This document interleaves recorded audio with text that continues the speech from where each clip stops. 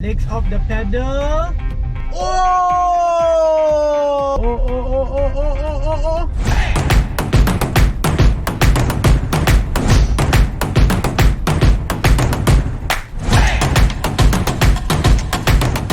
What's up guys, bersama dengan saya Sean Steven untuk episod bersama dengan Caricarz. As usual, don't forget to like and share this video, but most importantly, pastikan anda subscribe kepada channel kami, iaitu Caricarz. Dan episod sebelum ni, kita dah cuba untuk autonomous emergency braking as well as the forward collision warning for local brands, for example Proton as well as Pedua. But for this episode, we're going to do the same thing, but this time with Japanese brands. We have the Nissan X-Trail, the Mazda CX5, the Honda CRV, the Subaru Forester as well as the Toyota Corolla Cross. What are we waiting for? Let's go! Alright guys, sekarang saya berada dalam Subaru Forester eyesight. Kita akan test dalam kelajuan lebih kurang 30 km sejam dan kita akan tengok sama ada forward collision warning dan juga autonomous emergency braking nya akan berfungsi. Let's see whether it really works. Let's go! Alright, hitting 30, going slightly more, not pressing on the brakes. Oh!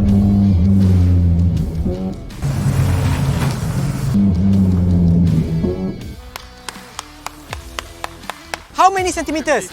50 centimeters before it hit the object. Yes, the eyesight works. Let's check out another car. Jom! Okay, right now I am in the Honda CRV. We're gonna test again autonomous emergency braking as well as the forward collision warning. Dan ini adalah sebahagian, is part of the Honda sensing. Dan kita tengok sama ada ia akan berhenti sebelum kena pada objek tersebut. Alright, let's see. Here we go. Our speed kita akan set lebih kurang 30 km sejam. Let's go! Alright, hitting 30. Pedal off.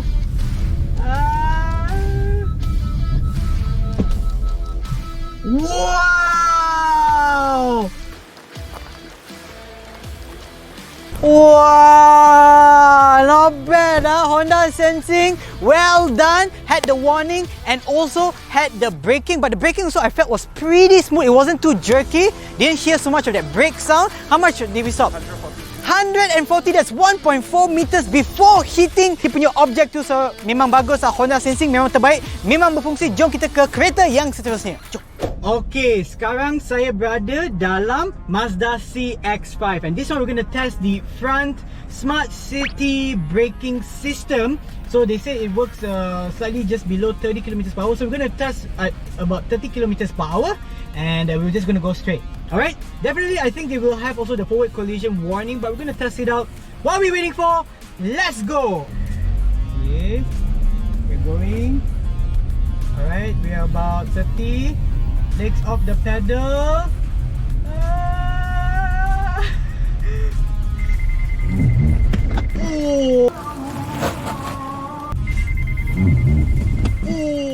Hooray! Okay, so yes, there was a warning and then the emergency braking. So yes, it does work for the Mazda CX5. How many centimeters? How much? 63, 63 cm sebelum kena kepada benda yang ada kat dalam tu. Okay, tak apa, jangan risau, memang berfungsi juga. Apa kata kita ke kereta yang seterusnya. Let's go! Sekarang kita akan cuba Nissan X-Trail dengan kelajuan kurang daripada 30 km sejam. Alright, we're going to try it at a slightly lower speed. Okay, so here we go, going into drive. Let's go.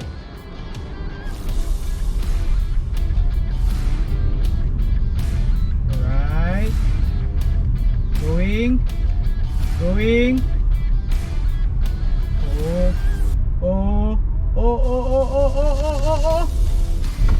Oh.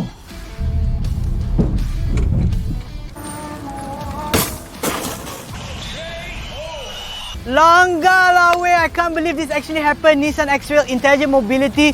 Okay lah, maybe because the props that we use is not proper. Maybe there is a certain setting yang kita tak buat dengan betul. Tapi malangnya crash juga kan? Kereta lain tak crash. Tak apa, let's try out our last car for today. Come, let's go. Sekarang saya berada dalam Toyota Corolla Cross dan kita akan test the Toyota Safety Sense. Our speed will be about less than 30 kilometers per hour. Okay, so here we go. Going to drive. Let's go.